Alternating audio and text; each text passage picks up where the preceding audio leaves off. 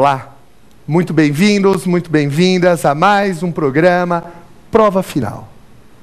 Este programa é uma parceria entre a Rede LFG e a TV Justiça. Meu nome é Guilherme Madeira e eu vou tratar com os senhores sobre o processo penal. Este programa busca auxiliar você, candidato de todo o país, e você que não quer prestar a prova, quer apenas conhecer mais o direito. Ele é dividido em 3 blocos. No primeiro bloco, haverá a apresentação de um tema por mim escolhido. Já no segundo bloco, eu responderei a perguntas de candidatos de todo o país e tirarei as suas dúvidas. Dúvidas podem auxiliar você melhor.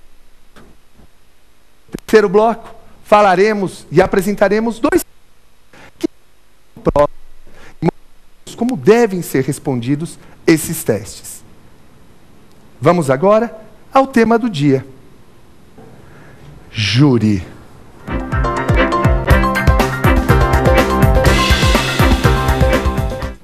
Vamos agora começar com o tema do dia, que é júri.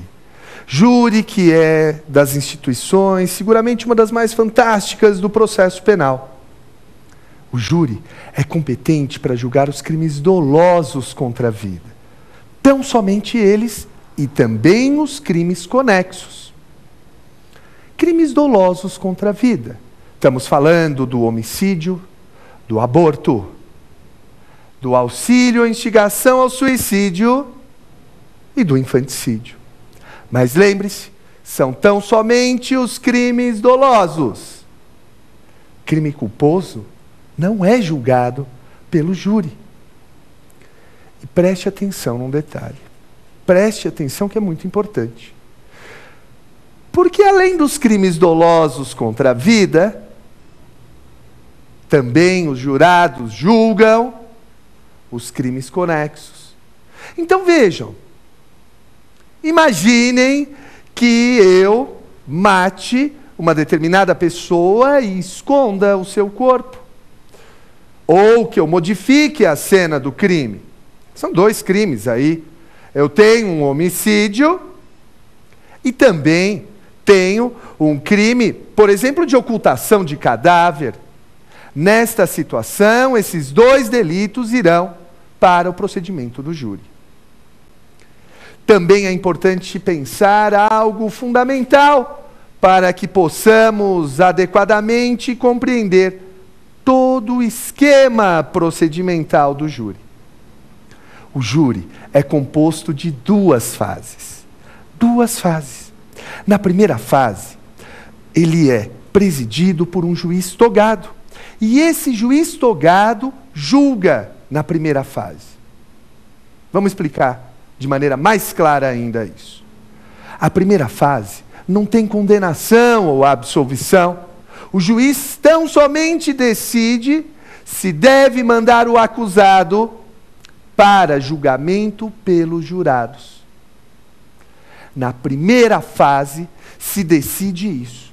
Afinal de contas, é possível, há elementos a enviar o acusado para julgamento pelo seu par?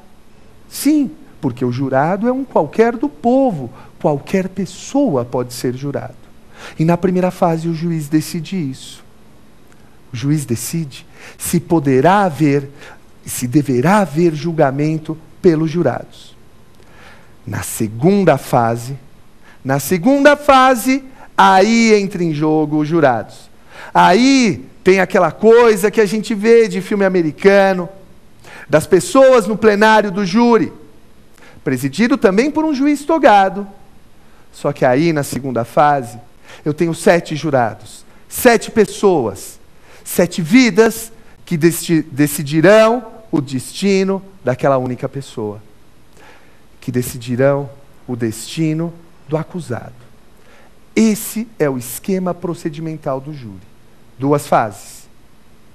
Na primeira fase, verifica-se se há elementos suficientes para enviar o acusado a júri. Na segunda fase, verificaremos, aí sim, a culpa ou a inocência do acusado. Preste atenção. Vamos agora falar dos principais temas envolvendo a primeira fase do júri. Quando falamos em primeira fase do júri, temos que imaginar aquele foco que eu te disse agora há pouco. O juiz vai colher provas. E o juiz colhe provas para verificar se há elementos suficientes para enviar o acusado a julgamento pelos seus pares. Então veja só. Oferecida a denúncia, o juiz a recebe e manda citar o acusado. E para que ele manda citar o acusado? Para que o acusado apresente resposta. Sim, resposta à acusação. Apresentada a resposta, nós temos a primeira peculiaridade. O juiz devolve os autos ao promotor. Como é que é? Explica isso de novo, Madeira. Oferecida a denúncia, o juiz recebe e manda citar o acusado. Citou, ele apresenta a resposta no prazo de 10 dias. Apresentada a resposta, o juiz abre para aquilo que a doutrina tem chamado de réplica. Sim, réplica. Réplica que é o promotor falando sobre a defesa. Depois disso, é marcada uma única audiência. Sim, porque com a reforma do júri foi enxugado o procedimento, foi diminuído o procedimento. Com a reforma do júri, eu tenho tão somente uma audiência. Audiência una de instrução, debates e julgamento. Nessa audiência, são colhidas as provas. Eu ouço as testemunhas. Eu ouço a vítima, caso ela não tenha morrido. Sim, porque pode se tratar, por exemplo, de um homicídio tentado. Então vejam só. Nesta audiência, o que eu devo fazer? Eu, magistrado. Nessa audiência, eu, magistrado, ouvirei o ofendido, que é a vítima, se possível, né? Porque se ela estiver morta, não é mais possível. Além disso, ouvirei as testemunhas de acusação, as testemunhas de defesa. Ouvirei os peritos e assistentes técnicos. Farei a cariação e reconhecimento. E também interrogatório. Depois do interrogatório, partimos para os debates. Fala a acusação, fala a defesa. E aí o juiz decide. E aí vem uma coisa muito importante. O que pode decidir o juiz ao final da primeira fase? Vale dizer, eu estou lhe perguntando, quais as atitudes possíveis do magistrado ao final da primeira fase do júri? Ao final da primeira fase do júri, o juiz pode pronunciar. Pronunciar significa enviar o acusado para julgamento em plenário do júri. O juiz pode impronunciar. Impronunciar significa arquivar. Sim, não há elementos suficientes para mandar a júri, então arquivemos o caso.